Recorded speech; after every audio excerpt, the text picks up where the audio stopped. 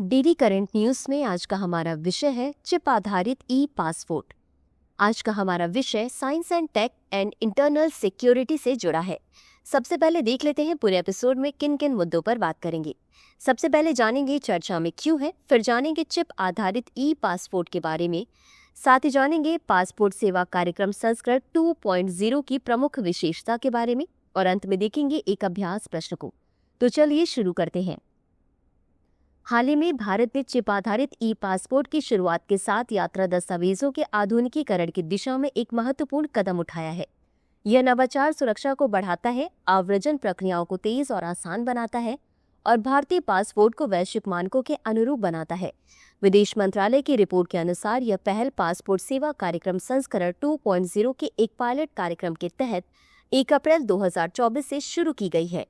वर्तमान में नागपुर, भुवनेश्वर, जम्मू, गोवा, शिमला, रायपुर, अमृतसर, जयपुर, चेन्नई, हैदराबाद, सूरत और रांची के क्षेत्रीय पासपोर्ट कार्यालय भारतीय नागरिकों को ई पासपोर्ट जारी करने के लिए सुसज्जित हैं। दृष्टि IAS मुखर्जी नगर की सभी क्लासेस शिफ्ट हो गई हैं नोएडा में। IAGS फाउंडेशन बैच के हिंदी और अंग्रेजी माध्यम में एडमिशन आरंभ है। हमारा पता है C171/2 block A sector 15 Noida sector 15 metro station के पास। अधिक जानकारी के लिए संपर्क करें 8750187501 पर।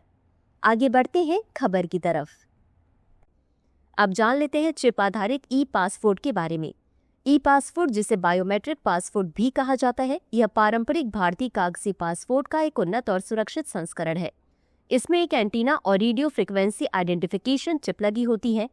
इस चिप में पासपोर्ट धारक की व्यक्तिगत जानकारी, नाम, जन्मतिथि, पासपोर्ट नंबर आदि के साथ साथ बायोमेट्रिक डेटा, चेहरा और फिंगरप्रिंट सुरक्षित रूप से संग्रहित रहता है।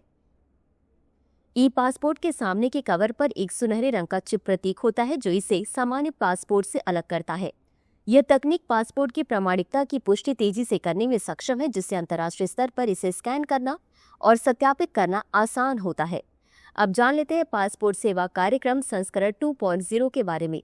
यह कार्यक्रम PSP V1.0 का ही विस्तारित और उन्नत संस्करण है, जिसे ई गवर्नेंस के तहत डिजाइन किया गया है। इसका उद्देश्य एक ऐसा डिजिटल प्लेटफॉर्म बनाना है जो पारदर्शी, अधिक सुलभ और विश्वसनीय हो। यह एकीकृत, आधुनिक और दक्ष प्रणाली के माध्यम से पासपोर्ट सेवाओं की गुणवत्ता में सुधार करेगा और एक प्रशिक्षित कार्यबल द्वारा समर्थित होगा। कार्यक्रम सरकार के विभिन्न विभागों को एकीकृत कर पासपोर्ट सेवाओं को बेहतर और तेज बनाने की दिशा में काम करेगा। अब देख लेते हैं इसकी प्रमुख विशेषताओं के बारे में। नवीनतम biometric technology, artificial intelligence, advance data analytics, chatbot और ऑटो प्रतिक्रिया प्रणाली, नेचुरल लैंग्वेज प्रोसेसिंग और क्लाउड सक्षमता जैसी तकनीकों का समावेश किया गया है।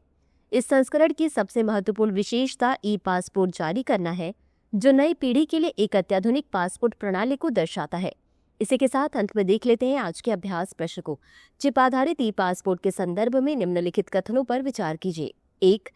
इस ई पासपोर्ट में एक एंटीना और रेडियो फ्रिक्वेंसी आइडेंटिफिकेशन चिप लगी होती है। 2.